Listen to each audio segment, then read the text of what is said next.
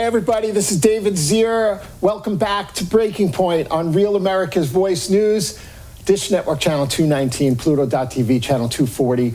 We've had a great show today, and I want to bring on another great guy, Peter Sherrill. He's the author of Black to the Future, From the Plantation to the Corporation, and then he also wrote The Life of a Black Republican in Trump's America. He was Democrat for 40 years. He became a Republican after he started seeing things in a totally different perspective. Peter Sherrill, welcome to the show. Thank you very much, and thank you very much for having me on today. I really appreciate it. Yeah, it's my pleasure. And, you know, we're always looking to get everybody's perspective on what's going on. And I travel with the White House press pool, and one thing I've been really impressed by, or has had an impression on me, including going to CPAC and Turning Point Student Action Summit, there are so many type philosophy, like my guest Vince Everett Ellison, who wrote The Iron Triangle, about how the Democrats had their thumb on the black clergy, on the black civics, and the DNC has kind of had a stranglehold on the black vote. Do you see a sea change in what's going on in America, and where there's a different method of thinking now in the black community? In the black community, people are becoming more politically astute, and they are open for dialogue, because the hope that they had in 2008 never manifested. So they are now open to the truth. So what I've seen, I've been pretty close to the Trump campaign for a while, you know, for about 2 years, 3 years. And what I see at the rallies, the surrogates out there, you know, he flew in like 56 surrogates to Tulsa. Half of them were black. Meets with the White House at the White House regularly. You know, guys like Terrence K. Williams, who was a product of the foster care system and is now a successful guy. And then you got the Candace Owens School of Thought, and the Vince Everett Ellison type, who was in prison for 5 years and likes what Trump is doing with, you know, reform in the prison system, opportunity zones, historic black colleges and universities. Don't you feel that there's been progress made by the Trump administration that you haven't seen by other Democrat and Republican administrations? Well, you know, there's a dichotomy there.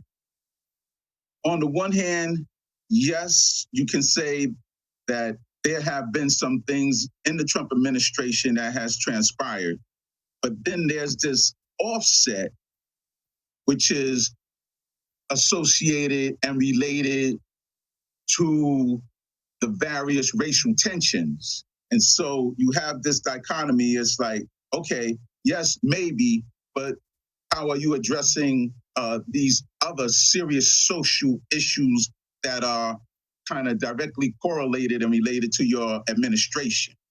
But what has Trump ever said or done that doesn't encourage all people to be responsible and then by the economic, you know, unemployment levels, which have been the lowest in black history, and, you know, lowest unemployment levels for blacks and Hispanics and women, and the highest levels of income have raised, not in the top 1% in this country, but in the bottom 10% for the blue collar manufacturing types. Because I go to rallies in Pennsylvania, in Latrobe, Pittsburgh, Toledo, New Hampshire, and there's tons of black people there I have one guy, Michael Fullard, out of Pittsburgh, Allegheny County, which is a blue county, said, you know, he voted for Hillary in 2016. He's not doing it again. He doesn't feel safe, and he likes what Trump has done to elevate, you know, people in their socioeconomic status. So you don't think that that's enough?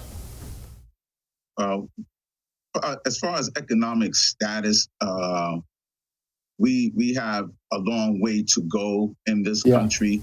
But you know, things happen incrementally, and it's been a long and winding road as far as socioeconomically for people of color and Latinos. Yes. And so, you know, it's not going to happen overnight. It's not going to happen overnight. And I will say this.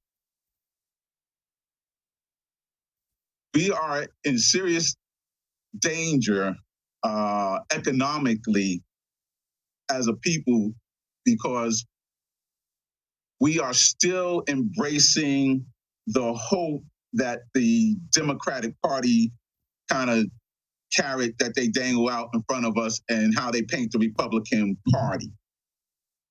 And this is what my initiative has always been, or well, initially when I joined in 2011, was that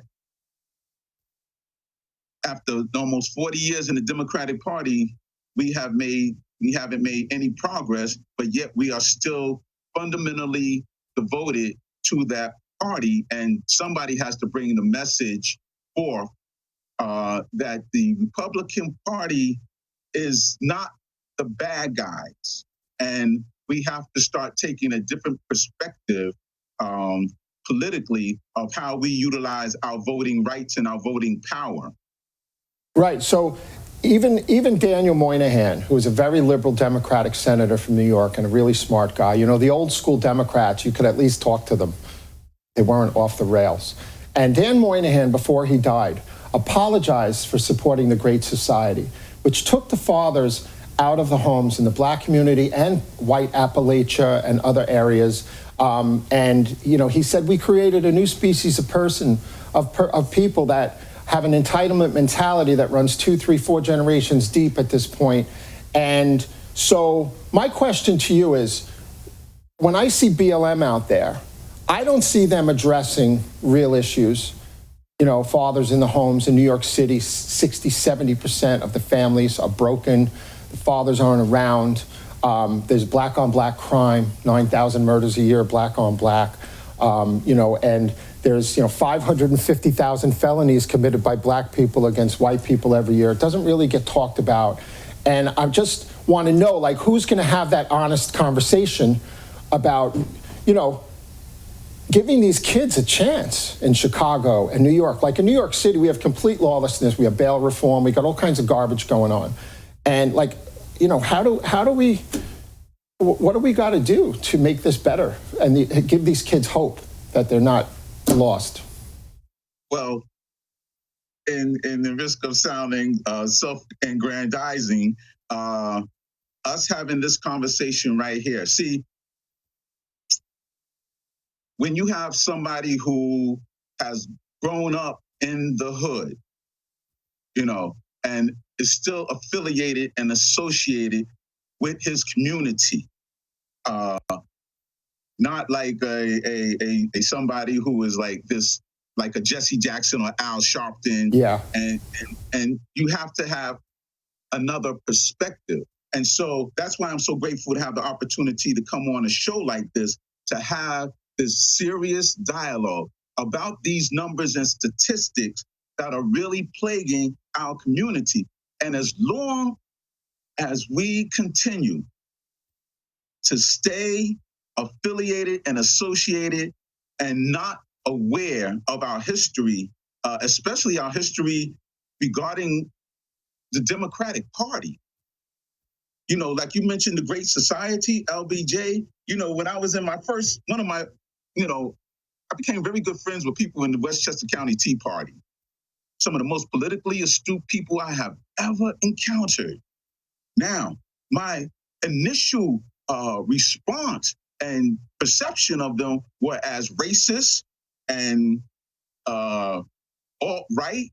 And what happened was, when I was invited to a meeting, I found how intelligent and how aware and how they do not vote for anything that goes against their better benefit of their communities, where we just go and vote for people because they give us a slogan that sounds good.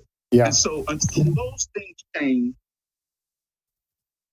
we're going to keep going around in this circle. But having conversations like this, and this is one of the things that I am hoping for, that I can become that voice and that face to bring a new message of hope for these people, because there is not. I mean, you look at New York City's prison, they spend $337,524. I read that in the Wall Street Journal, and I almost fainted, per year, per inmate.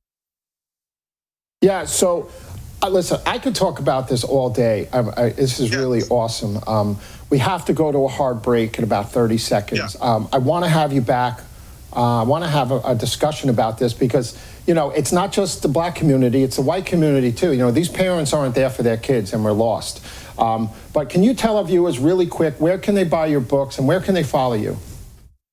Well, you can follow me on Unite and Write Sherrill 2020.com. As you know, I was running as a writing candidate, just more symbolically, just to show you that, there is an alternative. But you can also purchase my books at Barnes & Nobles, Amazon, and again, The Life of a Black Republican in Trump's America is a really fascinating book, but also The Life, Black to the Future, From the Plantation to the Corporation. Right. Is an incredible book. However, there's one that's really tale-telling, Exodus, Why I Became a Republican. So PeteSherrill, our viewers will do that. I want to have you back. Thank you so much for your time. Everybody, you're watching Breaking Point on Real America's Voice News. We'll be right back.